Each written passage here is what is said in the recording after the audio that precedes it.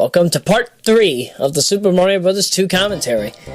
We're going to be tackling the last 3 worlds of the main game before we decide to go into the letter worlds.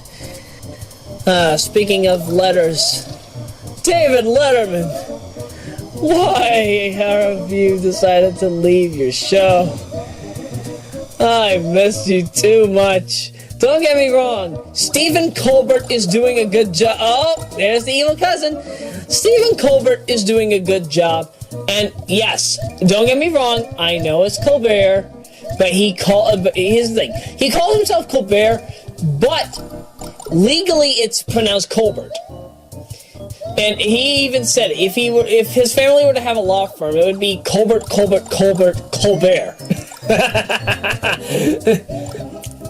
Actually, you know what? Speaking of which, somebody out there, I know that you can make my idea come to life.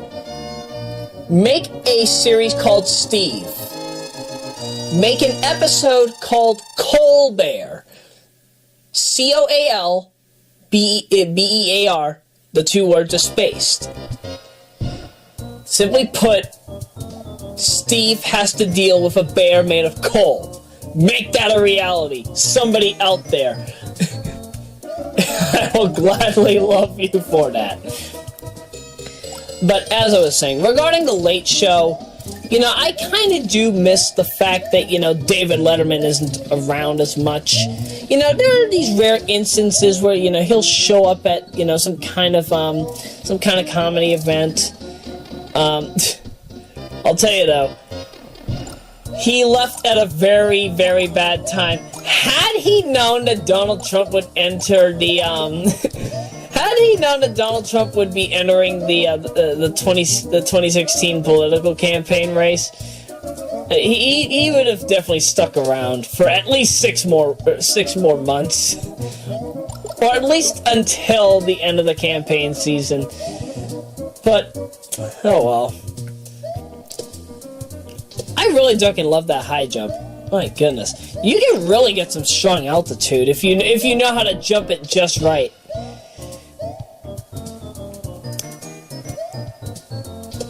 But if I had the same, my views on comedy, has comedy gotten better or worse over time? Let me tell you this. With the sensation of viral videos, I will tell you this. What the American culture views as comedy, on the local scale, mind you, I personally don't find the true enjoyment of it. I truly don't. It might be weird for me to say that, but I prefer late night comedy over viral videos. Is that wrong of me? Is it wrong of me to say that? Because don't get me wrong, I like viral videos, they're decent, but they're not my cup of tea. That's why I don't mind the fact that, oh yeah, you can do that. You can do pipe jumping. I totally forgot about that. I actually wanted to show that off since Ryan showed off that in his run. Was it Ryan that did it, or was it John? I think it was Ryan that did the run for that. Yeah, because I think John did Super Mario Bros. 3, if my memory serves correctly. Right. I'll have to double check that. But yeah, if I had to say, what is up with these Vine videos in which it has, snitches be like, but I be like? It's trends such as that it doesn't make sense to me. Why is that popular? Back in the day, when YouTube was, just starting to spruce up in 2004, and then after Google bought it in 2006, the first ducking video ever on YouTube, doesn't it, take place at, the ducking zoo or something? Yeah, if my memory serves correctly, it takes place in a ducking zoo. That's the kind of stuff that the snitches be like, but I be like videos, for example. Oh yeah, you can duck and avoid the fireballs for some reason. Hitbox detection. But yeah, those particular Vine videos, other trends, other memes that have come out of the early, or at least the first half of the 2010X decade, I don't like them. I do not like the comedy that our locals are giving us. I'd rather stick with what you see in late night comedy. If only because the jokes actually mean something. There's not a problem for late night to be able to roast anything, whether it be the internet, whether it be anything going on within the city or the state or even the country or even abroad. There's just things that, unfortunately, I feel that the internet has put far out of proportion, that it kind of feels out of place in the modern day, because nothing feels right in the modern day as a result of that. It doesn't go to say, however, that everything is bad. Not everything is bad here in the comedy scene. Not everything is bad in the commentary scene. Not everything is bad with memes. Do you want a perfect example of what is good with memes? Bernie Sanders' Dank meme stash. Follow it, join it, make some ducking memes, please. I actually made a few myself, but they never went anywhere. One, and you're going to find this on Giphy, if you ever find it. You know what, I'm going to link it down in the description, so that, or at least in the comments, so that you know what I'm talking about. Simply put, whoever number 34 is of the LA Clippers, at least during the 2014-15 season, simply put, I basically took, a GIF image that had him doing a dunk, and, I replaced the second half of the GIF image, like, right as he's about to do the dunk, Bernie Sanders' head shows up, and it just pops up, and then pops out. Number 34 then turns into Bernie Sanders dunking the basketball. It's one of the funniest scenes you'll probably ever see, at least out of a basketball meme, because there aren't a lot of basketball memes for Bernie Sanders. I'll tell you that right now. At the same time, you might also know there's like a semi-viral meme poster going around. Somebody uploaded the full 8.5 hours and change of Bernie Sanders talking about the prevention of the extension of Bush 43's tax plan. This was back in 2010. And both myself and somebody else, somebody made it popular by means of having a clip showing, like, I think it said, Senator Bernie Sanders explains the ending to Neon Genesis Evangelion, or whatever the duck its name is. I am assuming it's Neon Genesis Evangelion. That's what I remember it as. I'll tell you this.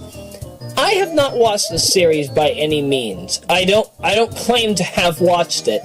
But the fact that would actually turn into something is, in and of itself, that kind of a meme poster. That's the kind of good memes I like.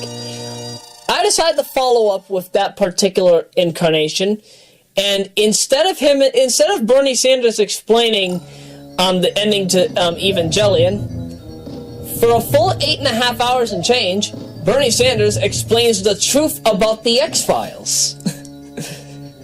And in that particular clip,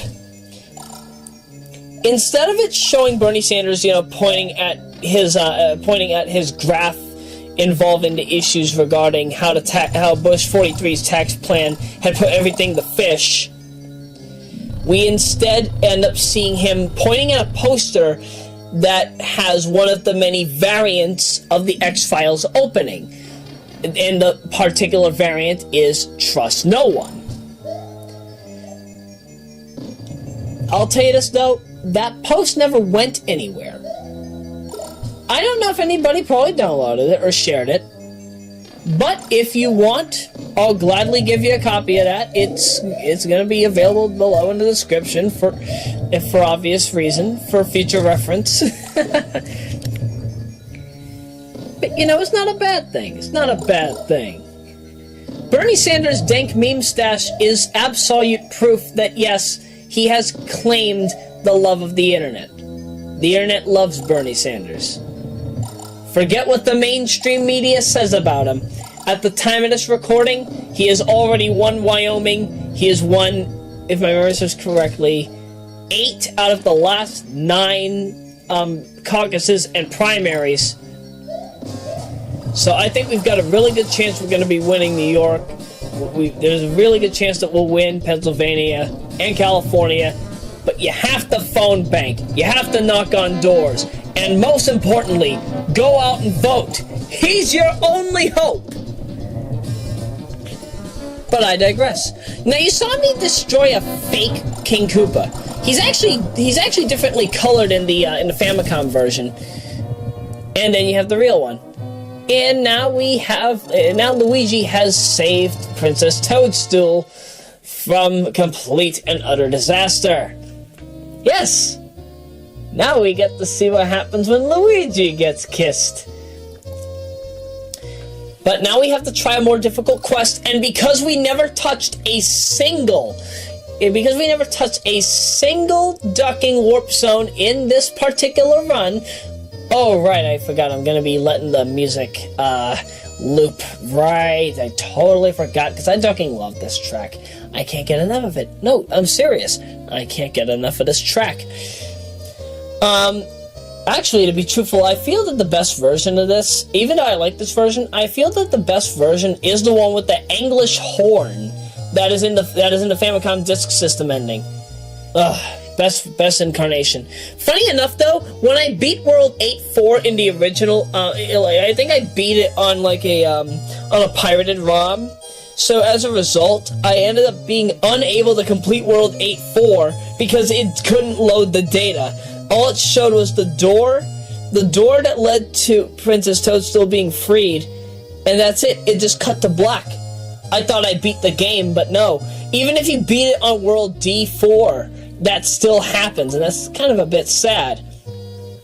But I'm going to continue and save, and now it's time for World 9, the Challenge World. Everything you know in this game is wrong. So, who's ready for some madness? You got piranha plants underwater. Oh my goodness. You got paratroopers. You got bullet bills. What's going on here? Red piranha plants underwater. Oh, why? Why is it happening now? I'm losing my mind again. Why am I talking like this?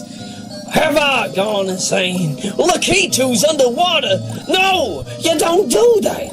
You don't do it. You just don't. Hammer Brothers underwater toss the hammers. No, it just don't happen that way. No, it don't. Broken Luigi sprites. No, that's not how you play the game, kids. That's not how you play the game. Sorry. I swear, this is just how I get at 1:24 in the a.m. on a Saturday night when I have not had much food in my system. All I've had today is a steak and cheese sandwich, or sub, with mozzarella sticks, and a cup of Canada Dry. One meal. That's it. I haven't had breakfast. I haven't had dinner. I am lasting right now on no food. Just this water bottle that I've got here, right on my old Power Spec. I love my Power Spec computer.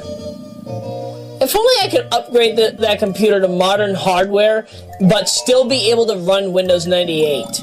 Because, you know, the hard drive for it runs Windows 98, but it's so fucking slow. None of my other computers are compatible with the hard drive, so I can't even put it on I can't even plug it into a different computer and get the data off of it. So what the duck am I supposed to do? Am I supposed to let it just gain dust with all of my Valentine candy? Yeah, that's right. I've always been a single man. Yeah, I've had many love interests, but, you know, I've always I've always been single. Nobody's ever taken me out on a date.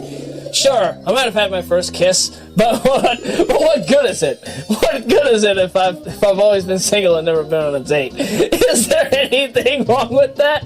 Well, I guess I could say yes, there is a lot of wrong with it. But, let's think on the bright side. Probably one of the... I'll end up in a relationship when the time is proper. I won't have to wait for too long. There's nothing wrong with being single. It has to be done right, though. No! Dang it, game! Why the duck do you do this? At least we can get some more coins. But still, why? Why, game? You're making me lose my mind here. What's going on? None of this world makes sense. In fact, I think the original description of this game, when you reach World 9-1, I think it said, like, a new challenge awaits you in Wacky World, or something, or some kind of weird Japanese to English translation. Either way, very unique for its time, but, for a challenge world, I'd say that World 9 definitely is worth a challenge. It's far better than the World 9 we ended up getting in Mario Forever. Duck the World 9 in Mario Forever. It's so bad. I don't even know if you get unlimited chances in that one. I know that there's a glitch world in Mario Forever where you have unlimited chances. I forget which one it is, though.